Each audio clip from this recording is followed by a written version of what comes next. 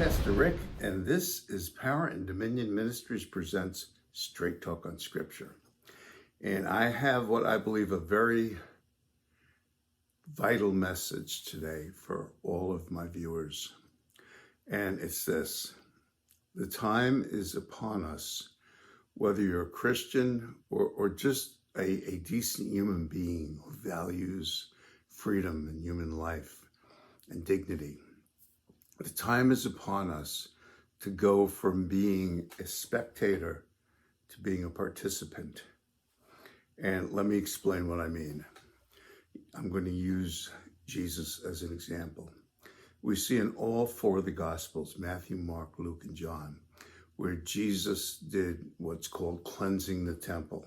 He went in and he overturned the table of the money changers. He made a whip out of string, and he, kind of chased out the animals that were being sold for sacrifice. He didn't use that whip on people. He didn't break anything. He didn't hurt anybody. But what he did is he became a participant in something that he viewed for quite a long time that he didn't like. And he said, "My Father's house shall be a house of prayer, not a den of thieves." But let me go back, because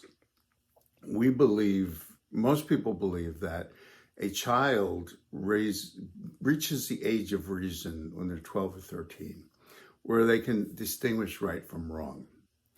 Well, if that's true, and I believe it is, then let's say Jesus reached that around 12 or so. Well, he didn't do the cleansing of the temple until he was 33.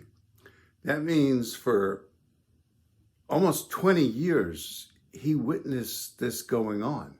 When he would go to Jerusalem for the high holidays, for almost 20 years, he would watch the moneylenders and people getting ripped off buying the animals for sacrifice.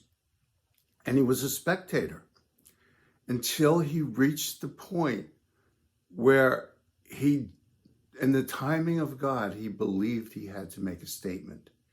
And oh, what a statement he made. I mean, I'm sure they talked about it for a long time. It was such a statement that it was included in all four Gospels. Like I said, Matthew, Mark, Luke, and John. They each have a version of it. And the thing to take away is Jesus didn't like what was going on. But he waited almost 20 years to go from being a spectator to being an active participant. And this is what I want to say to you today. The time is upon you, brother, sister, friend, where if you've just been a spectator, watching what's going on around us, I say get ready, because God may call upon you soon to become a participant. And what's that going to look like? I can't tell you. For everybody, it's different.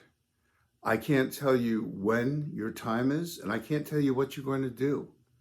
I can give you some examples.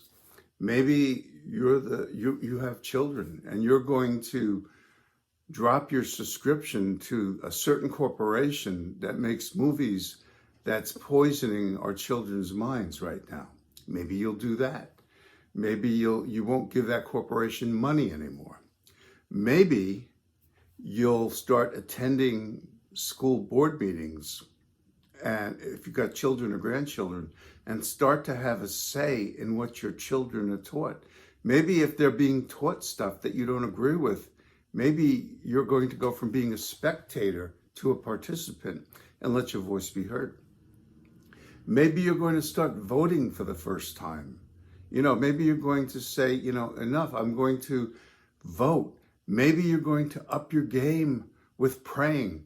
Maybe you're going to get more into serving the Lord by loving God's people and doing acts of kindness. And maybe you're going to send more money to countries where we have brothers and sisters who are being persecuted. I don't know, but the time is upon us. I can feel it, where we're being called to pick a side and go from spectators to being participants.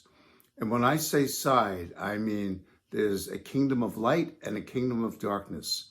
And God is saying, choose and become a participant. And if he hasn't tapped you on the shoulder yet, he will. And when he does, choose wisely, because there's a lot that depends on it. Well, this is Pastor Rick. If you're interested in reading the accounts of Jesus cleansing the temple, you can just Google Jesus cleanses the temple and it'll take you to the scriptures where he does, but you can find it in Matthew 21. I like that version, but it's in all the Gospels. Well, remember, with Jesus, there's always hope, there's always love. God bless you. And if you enjoy these videos, please take the time to go to my YouTube channel, Straight Talk on Scripture. Hit the red subscribe button, tap the bell, and every time I release a new video, which is at least once a week, you'll be notified. God bless you.